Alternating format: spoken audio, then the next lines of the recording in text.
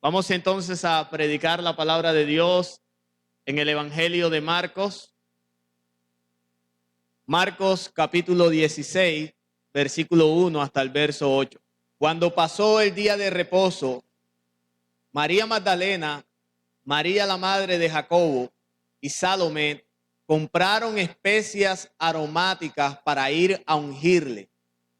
Y muy de mañana, el primer día de la semana, vinieron al sepulcro ya salido el sol. Pero decían entre sí: ¿quién nos removerá la piedra de la entrada del sepulcro? Pero cuando miraron, vieron removida la piedra, que era muy grande. Y cuando entraron en el sepulcro, vieron a un joven sentado al lado derecho, cubierto de una larga ropa blanca, y se espantaron. Mas él les dijo: no os asustéis, buscáis a Jesús Nazareno, el que fue crucificado, ha resucitado. No está aquí, mirad el lugar en donde le pusieron. Pero id, decid a sus discípulos y a Pedro, que él va delante de vosotros a Galilea. Allí le veréis como os dijo. Y ellas se fueron huyendo del sepulcro, porque les había tomado temblor y espanto. Ni decían nada a nadie, porque tenían miedo. Jesús resucitó. Ese es el título de la enseñanza en la mañana de hoy. Tradicionalmente, hoy es el día en que la iglesia de Occidente y el mundo entero se une para celebrar y conmemorar la resurrección de nuestro Señor Jesucristo. Y aunque la Biblia no nos mande a celebrar un día, ni siquiera nos pida que guardemos una semana, no está mal en sí que incrédulos puedan agendar en sus calendarios días donde su dura conciencia medite en la magna obra de redención, donde Cristo derrotó a nuestro último y peor enemigo, la muerte. Ahora, aunque pudiéramos estar diciendo que no estaría mal recordar la pasión, muerte y resurrección de nuestro Señor Jesucristo por estos días, no estamos diciendo con esto que este evento es algo menor como para no ser apreciado y valorado todos los días de nuestra existencia. Marcos, en su evangelio, está a punto de concluir un relato que ha sido predominado o predominante en la obra de Cristo como Rey. Él está llegando al clímax de la buena nueva que ha venido proclamando desde el principio. La razón de ser de su proclamación, la seguridad para sus oyentes de la fe que han abrazado, la razón por la cual la iglesia de Cristo se ha mantenido y se mantendrá hasta el fin. Y es que Jesús, el Hijo de Dios, Cristo el crucificado, ha resucitado. He aquí, mis hermanos, una de las doctrinas fundamentales del cristianismo. Es esta doctrina la que separa el cristianismo de todas las religiones en el mundo.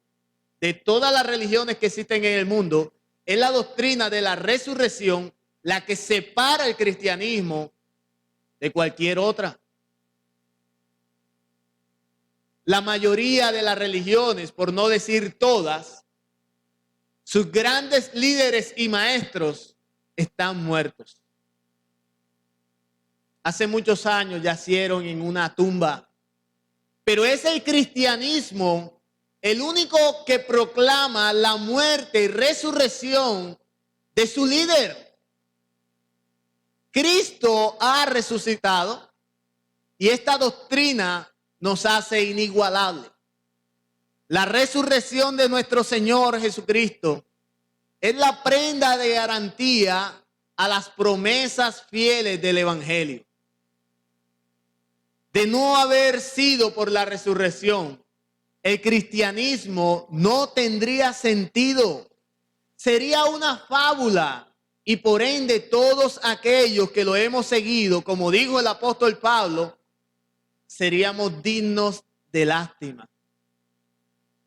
Seríamos dignos de lástima. Todos aquellos que hemos puesto la fe en Cristo, si éste no hubiera resucitado, estaríamos en un completo error y seríamos avergonzados ante el mundo. Esto es lo que Pablo dice en 1 Corintios capítulo 15, versículo 13. Esto es lo que el apóstol Pablo ha tratado de mostrarnos y ha tratado de manifestar en cada una de sus proclamaciones. Así que estamos a puertas de estudiar una doctrina cardenal de nuestra fe. Y es maravilloso notar la sencillez con la que Marcos nos la relata. En estos 8 versículos, Marcos nos deja ver por lo menos 3 cosas. Lo primero que Marcos nos muestra es una fiel expresión de amor y devoción. Lo segundo es una gran noticia confirmada. Y lo tercero es la petición de un buen reporte comisionada. Esas serían los 3 encabezados que nosotros estaríamos utilizando para desarrollar nuestro sermón en la mañana de hoy. Una fiel expresión de amor y devoción. Versículo 1 hasta el versículo 4. Una fiel expresión de amor y devoción. Versículo 1 hasta el verso 4. Dice así la Escritura. Cuando pasó el día de reposo, María Magdalena, María la madre de Jacobo y Salomé compraron especias aromáticas para ir a ungirle. Y muy de mañana, el primer día de la semana, vinieron al sepulcro ya salido el sol. Pero decían entre sí, ¿quién nos removerá la piedra de la entrada del sepulcro? Pero cuando miraron, vieron removida la piedra, que era muy grande, muy grande. Otras versiones aseguran que era muy pesada. Es que dicha piedra era un obstáculo. Y bueno es revisar lo que Marcos comienza a relatarnos desde ese primer versículo. Porque en esto que nosotros hemos leído encontramos el retrato de una fiel expresión de amor y devoción por parte de unas mujeres.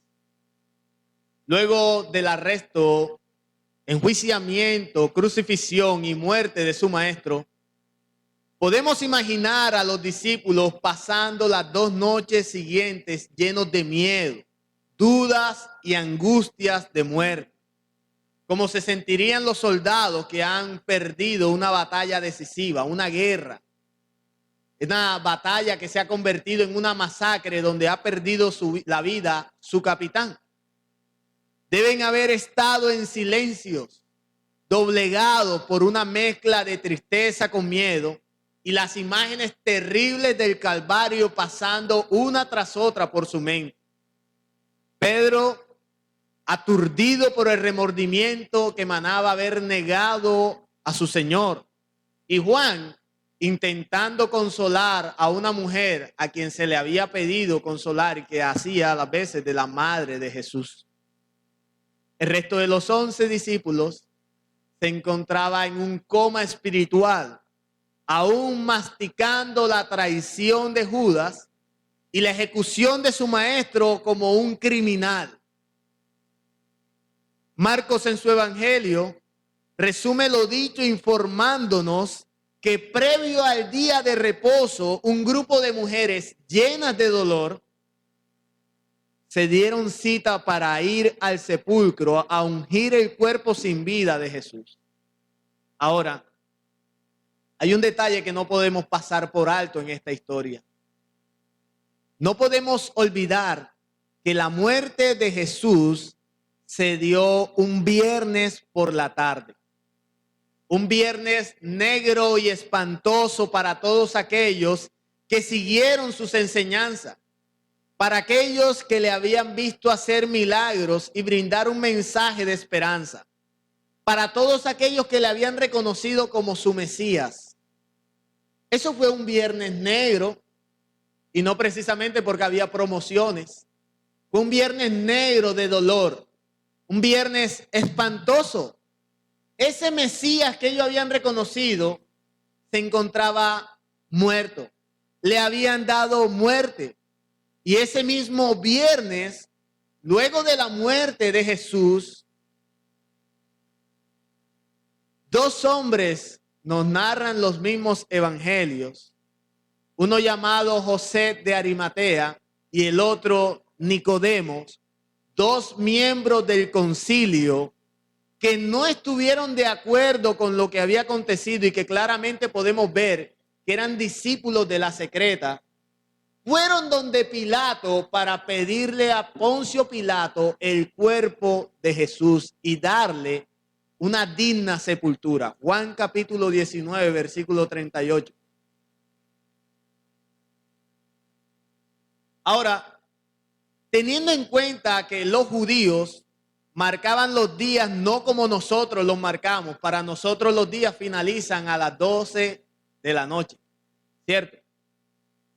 Para los judíos, el día finalizaba con la puesta del sol, es decir, a las 6 de la tarde.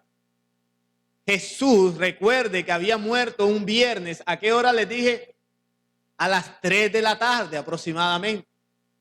Es decir, que antes de que entrara el Sabbat, más conocido como el día de reposo, ellos tenían 3 horas para darle esa digna sepultura. Esto fue un tiempo récord en realidad en el que se oficiaron las obras fúnebres. Imagínense 3 horas para enterrar a una persona. ¿Cómo se consigue? Es casi imposible, ¿verdad? Se haría para nosotros muy complicado si nos dijeran que acaba de morir una persona familiar cercana a nosotros, tuviéramos que darle sepultura, nos dijeran que son las 12 y a las 2 de la tarde van a hacer confinamiento total. Nadie se va a poder movilizar. Eso sería casi que no poderlo lograr. Pero estos dos hombres que les acabo de mencionar, José de Arimatea, quien era un líder religioso, fue donde Pilato.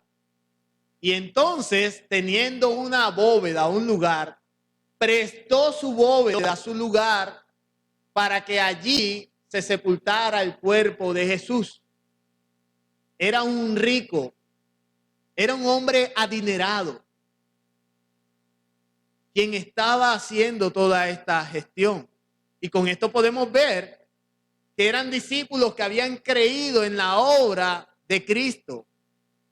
Ahora, lo cierto es que a ellos le quedaban 3 horas para hacer lo que tenían pensado, antes de que iniciara el Sabbat. Y creo que debido al poco tiempo que ellos tuvieron, no pudieron preparar muy bien el cuerpo de Jesús. No sé si utilizaban formol, no sé qué utilizaban para que el cuerpo pudiera durar un poco más en su estado de descomposición. Pero no les dio mucho tiempo. Por ende, creo también que estas mujeres se preocuparon en el putrefacto olor que podía emanar el cuerpo de Jesús debido a que no había sido preparado de manera correcta. Y por eso estas mujeres, nos dice Marcos, que se hicieron de qué? Especies aromáticas. ¿Para qué? Para ir a ungir el cuerpo muerto de su maestro. Pero no podían hacerlo el mismo día porque el tiempo no les dio. Entonces le tocó esperar que pasara el día de reposo. Y nos dice Marco en su narración que pasado el día de reposo, muy de mañana,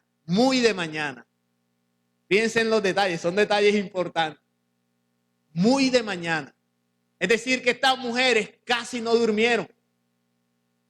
Se prepararon desde el viernes porque en el Sabbat no se podía comprar nada. No se podía hacer nada.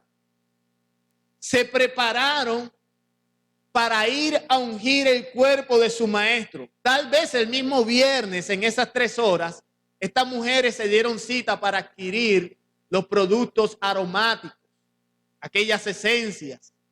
Y entonces El sábado, al finalizar, comenzaron a planear cómo se daría su ida hacia la tumba, hacia el sepulcro, para ir a ungir a Jesús. Y esto nos da una aplicación a nosotros importante aquí.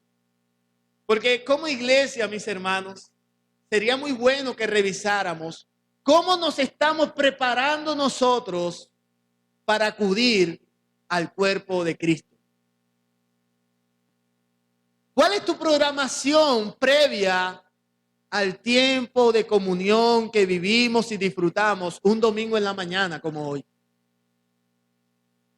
¿Esto para ti se ha convertido en un momento, en una carga, o realmente es algo que disfrutas tanto que previo a ese día tú lo tienes todo planificado? Es simple un paréntesis. No es lo que nos va a detener en la historia. Nosotros miramos en este contexto que indudablemente al amanecer del domingo, el primer día de la semana, ninguno de estos hombres y mujeres, discípulos de Jesús, imaginaban lo que estaba a punto de acontecer. Ellos no imaginaban observar el milagro más poderoso que jamás ocurrió. Un hecho que dividiría la historia en dos y marcaría el comienzo de una nueva era. Un hecho que cambiaría el mundo para siempre, con un alcance en toda la humanidad, en todo lo creado, tanto espiritual como material, y con un efecto definitivo en la eternidad.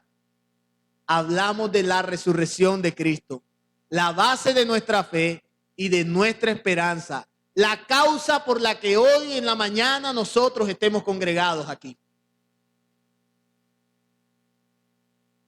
Ahora bien, que las mujeres se hayan preocupado por asistir el cuerpo de Jesús, aun cuando éste para ellas yacía sin vida en una tumba, nos deja ver algo más.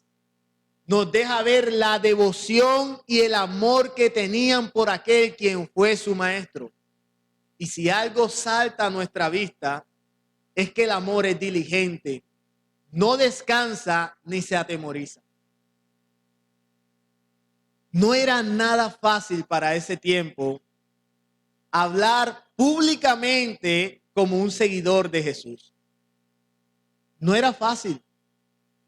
No fue tan fácil ni siquiera para el impetuoso Pedro.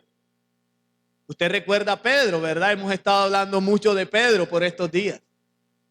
Y veíamos cómo Pedro, en el patio donde se estaba llevando el juicio de Jesús, al ser interrogado y presionado por algunos criados, Pedro negó a su Señor, al que le había prometido fidelidad, incluso con su propia vida. Así que no era fácil para nadie decir abiertamente que era seguidor de Cristo.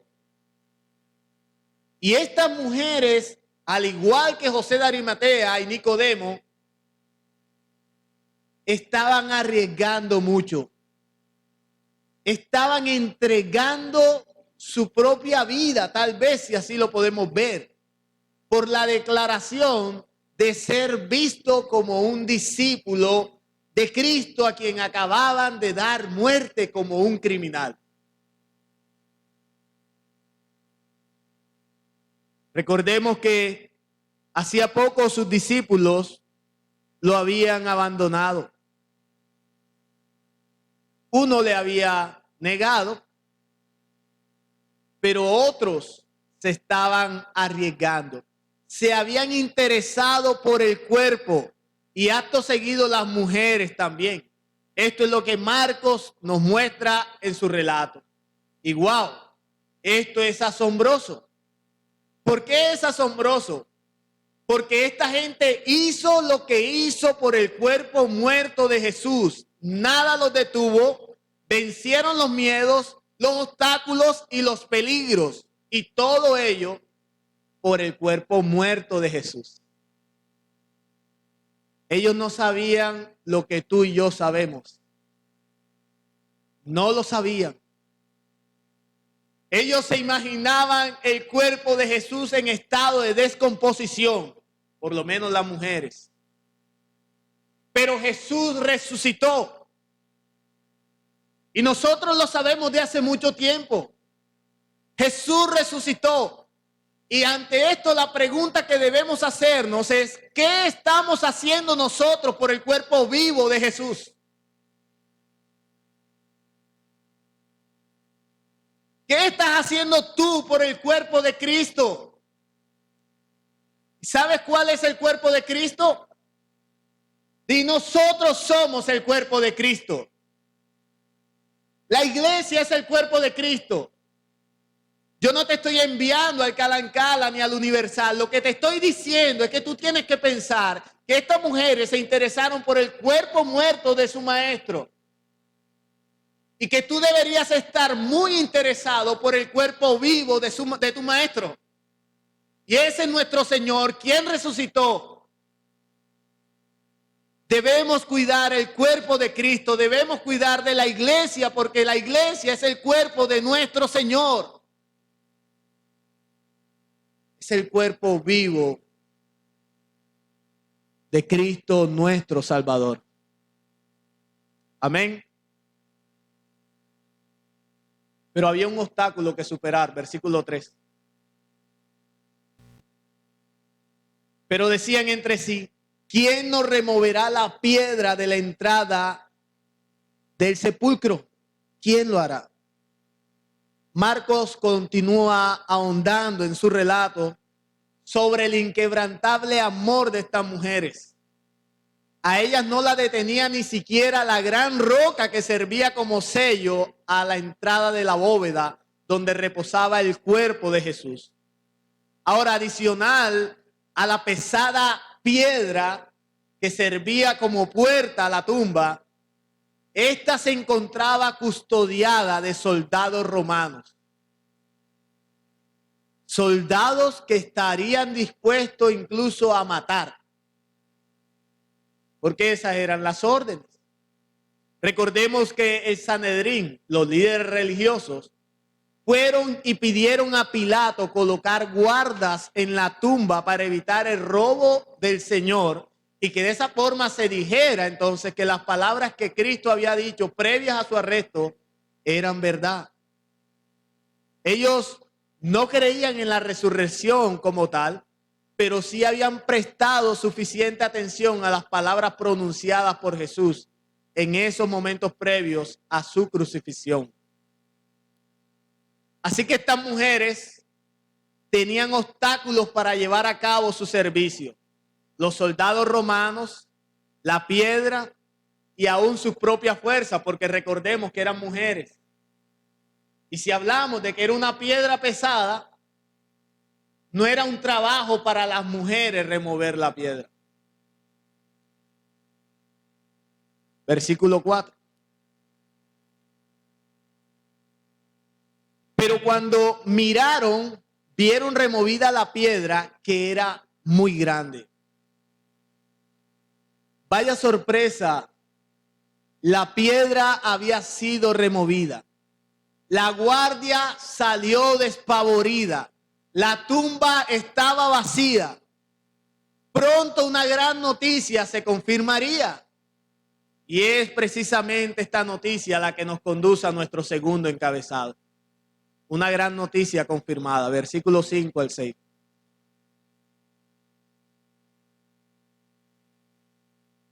Y cuando entraron en el sepulcro, vieron a un joven sentado al lado derecho, cubierto de una larga ropa blanca, y se espantaron.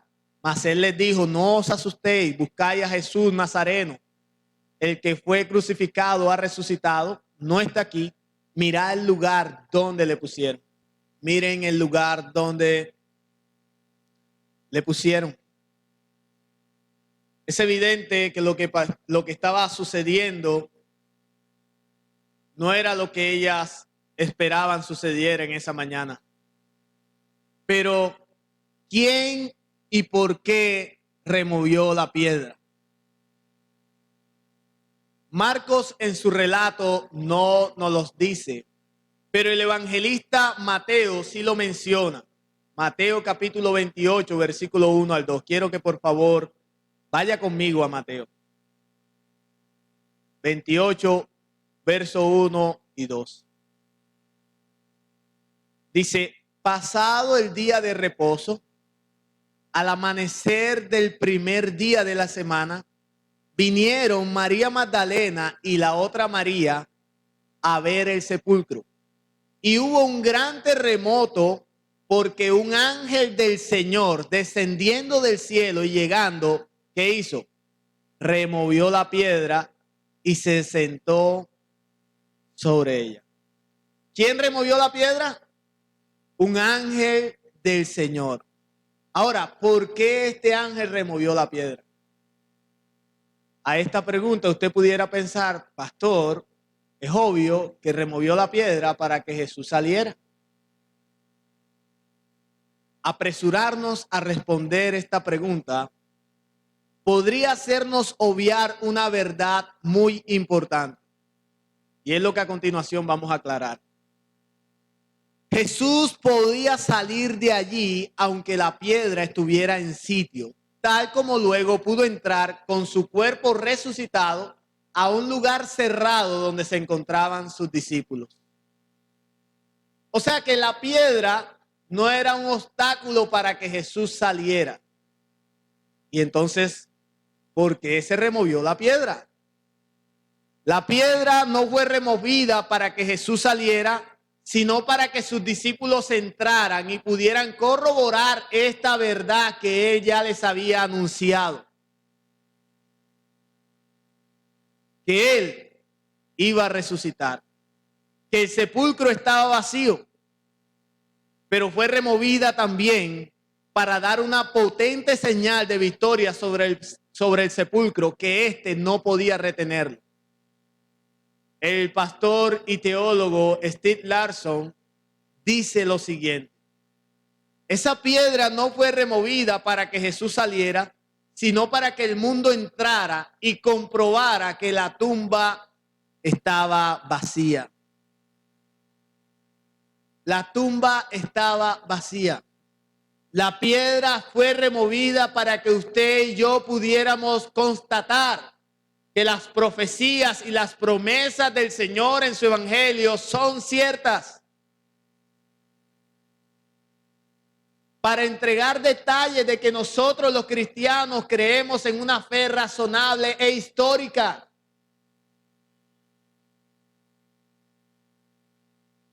El cuerpo de Jesús no estaba allí. Y quien sí estaba, dice Marcos, es un joven con vestiduras blancas. Seguramente el que había removido la piedra. Y este joven, este ángel, estaba allí para traer buenas noticias sobre estas mujeres. Buenas noticias. Ahora, ¿eran noticias que ellas no conocían? ¿Eran noticias que estos discípulos no sabían? ¿O más bien eran noticias que ahora se confirmarían? Eran noticias obviamente que serían confirmadas, porque Cristo siempre presentó a sus discípulos y a aquellos que le escuchaban un mensaje de resurrección.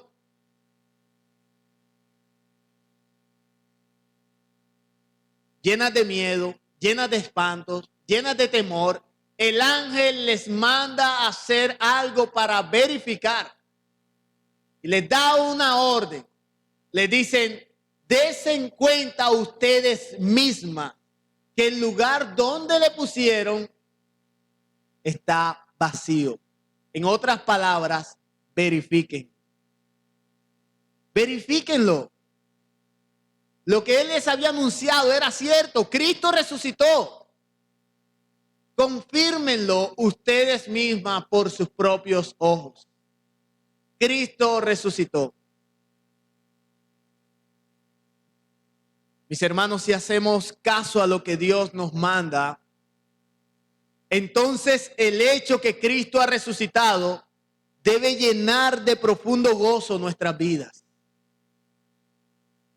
Si obedecemos sus palabras, atendemos sus promesas, nada entonces podrá llenarnos de espanto, miedo o consternación.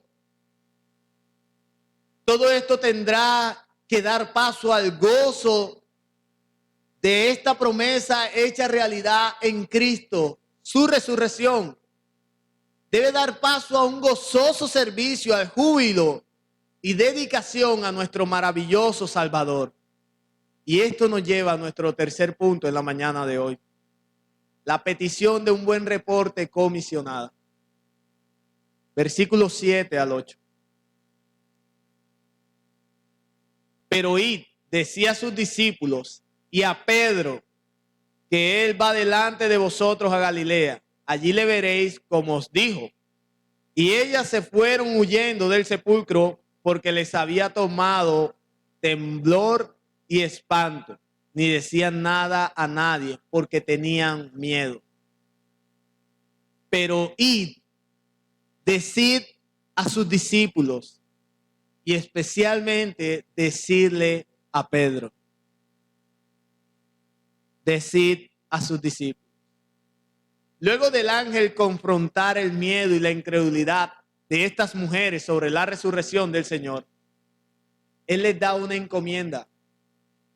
Una encomienda que nosotros al día de hoy también tenemos. Contar las buenas noticias de su evangelio. Eso mismo que nuestro hermano bien leía y citaba en Mateo capítulo 28, donde el mismo Señor les manda a ir y a ser discípulos a todas las naciones, bautizándolos en el nombre del Padre, del Hijo y del Espíritu Santo, enseñándoles que guarden las palabras que yo os he enseñado, y yo estaré con vosotros hasta el fin del mundo. Hasta el fin Él estará con nosotros. Pero estará con quienes, con aquellos comisionados, con aquellos que han entendido el recado, con aquellos que han tomado la encomienda, con aquellos que son sus discípulos, aquellos que Él ha salvado. Deben tener una encomienda en sus manos, una responsabilidad, y todos nosotros cristianos tenemos una responsabilidad, y es contar las buenas nuevas de salvación. Estas mujeres habían sido las primeras testigos oculares de la resurrección del Señor y ahora tenían una encomienda. La encomienda de comunicarle esta noticia a quienes, a los apóstoles, y especialmente a uno, a Pedro. ¿Por qué a Pedro? Marcos capítulo 14, versos 27 y 31. Marcos 14, verso 27 al 31. Vamos a ver por qué a Pedro. Entonces Jesús le dijo: todos escandalizaréis de mí esta noche, porque escrito está: heriré al pastor y las ovejas serán dispersadas. Pero después de que haya resucitado, iré delante de vosotros, ¿dónde? A Galilea. Entonces Pedro le dijo: aunque todos se escandalicen, yo no. Y le dijo Jesús: de cierto te digo que tú, hoy, en esta noche, antes de que el gallo haya cantado 2 veces, me negarás 3 veces. ¿Por qué a Pedro? Porque Pedro era un hombre que mostraba soberbia y jactancia. Porque Pedro era un hombre que se consideraba superior. Porque Pedro era de ese discípulo que se mostraba orgulloso de su potencial. De pronto te puede negar Cristian, pero yo no. A lo mejor Kevin, él está allí en las cámaras y él puede fallar al Señor, nadie lo está viendo, pero yo estoy predicando. A lo mejor quien falle es alguien que no tiene responsabilidades en la iglesia, pero alguien que cumple con responsabilidad en la iglesia, que toma la cena del Señor, que se ha bautizado, ese no te va a poder negar. A cada uno de nosotros que en algún momento se ha mostrado como superior, el Señor le manda a dar este recado. decirle a Pedro, y usted puede incluir su nombre perfectamente allí. Decirle a Pedro. Pedro tenía que escuchar que sus días de utilidad en el reino no concluyeron cuando lo negó. Pedro tenía que escuchar que había una nueva oportunidad para él y hay una nueva oportunidad para todos aquellos que han puesto su mirada en la obra redentora de Cristo y quienes por su gracia han venido a él en dependencia y sumisión. Hay una nueva oportunidad para ti.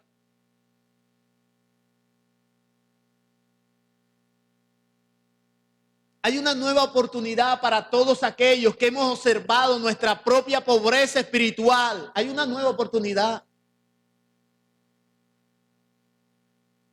Hay una nueva oportunidad para todos aquellos que han observado su decadencia espiritual, su bancarrota espiritual y han podido ver la riqueza de la gracia en Cristo Jesús a través del sello de su resurrección. Hay una nueva oportunidad para todos esos que han podido ahora ver a Cristo obrando, mostrando gracia y favor para su vida. Y a ellos llega este mensaje, a ellos es esta encomienda. Es para ellos, al igual que Pedro. Es para ellos. Es para todos aquellos que hemos observado nuestra propia maldad. Pedro no se quedó allí. Pedro no terminó pescando y quedó en últimas pescando. Fíjate lo que hizo esta resurrección en Pedro, quien estaba sumido en el remordimiento por haber negado a su Señor.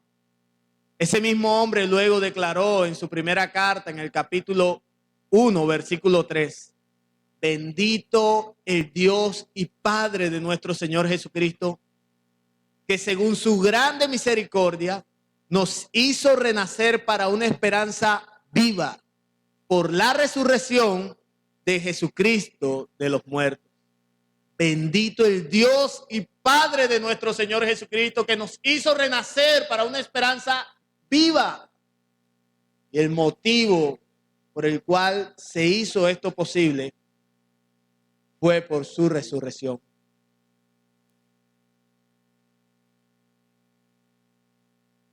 La vida de Pedro no terminó en ese remordimiento culposo por su pecado. Fue un hombre que posterior al retrato que tenemos de Cristo pedirle que apacentara sus ovejas, vivió por sus ovejas. Usted puede ver la historia de Pedro desde el primer relato del libro de los Hechos, cuando tomando la vocería ya no sacó una espada, sino que ahora sacó el mensaje. Y en esa primera predicación de Pedro se pudieron convertir más de 3,000 personas.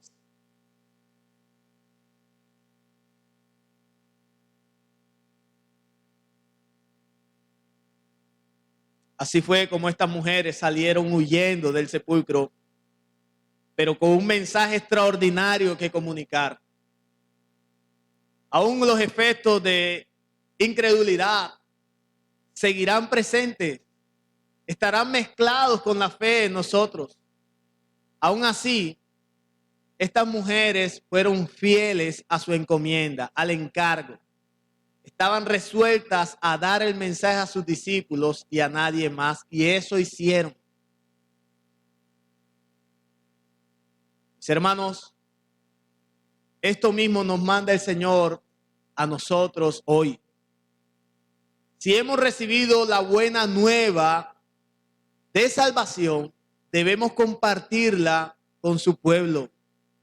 Y lo podemos hacer al reunirnos para la adoración un día como hoy, al animar a los que están en prueba, al vivir nuestro día a día con gozo en Cristo por la nueva vida que nos ha regalado, al demostrar con nuestras acciones que Cristo está vivo y vive en nosotros.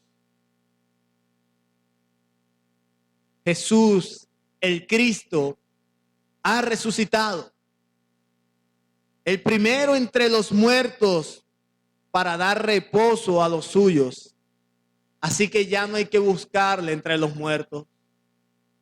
Ya no hay que servirle con frustración o temor, sino al contrario, con profundo gozo, porque su resurrección es la prenda segura de nuestra vida eterna, de la seguridad de nuestra salvación efectuada por Él solamente por medio de la ofrenda de su propia vida.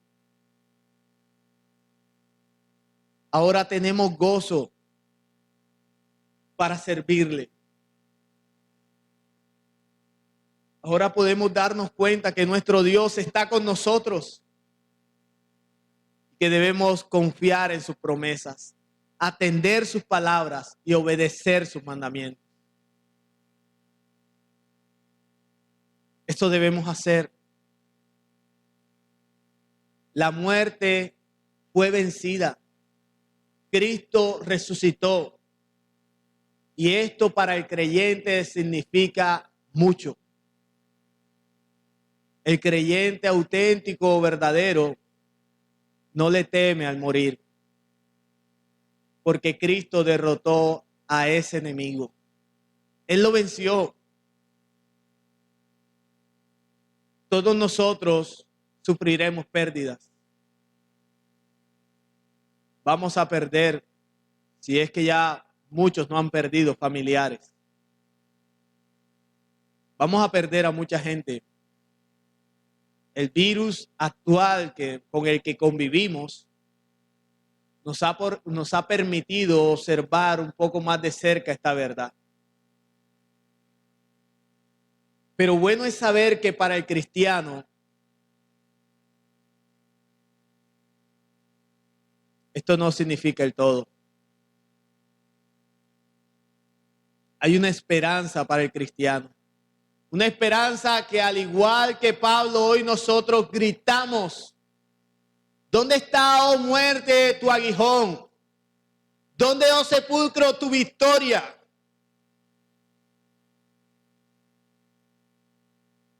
Cristo ha resucitado.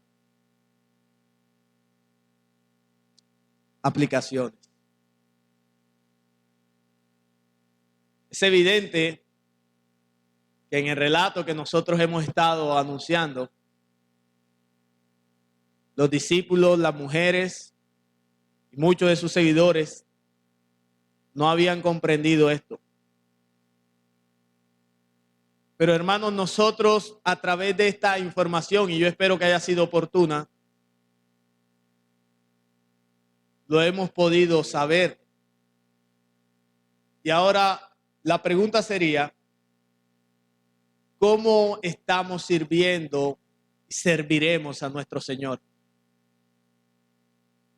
¿Será que lo haremos llenos de tristeza y frustración porque no hemos visto lo que nosotros creemos y queremos que Cristo nos dé?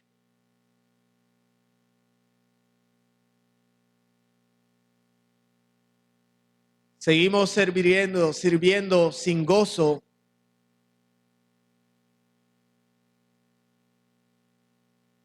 al no ver cumplidas muchas de nuestras promesas, de que nuestras circunstancias sigan siendo adversas.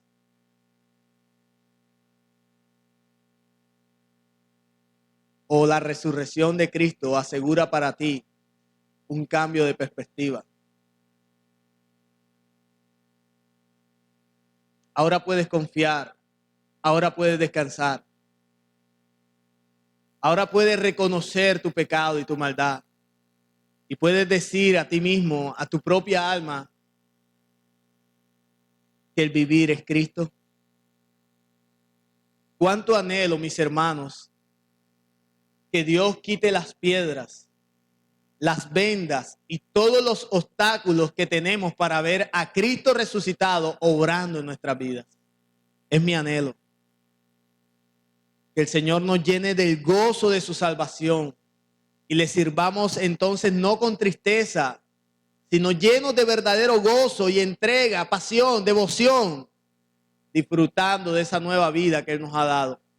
experimentando cada momento la gracia de Dios para con nuestra familia, para con nuestros hermanos, aplicando las verdades de su evangelio, reconociendo que Cristo ha resucitado, no está en la tumba, recordándonos unos a otros esto como el fundamento de nuestra fe. Que el Señor nos ayude, mis hermanos, a poder recordar día tras día esta verdad.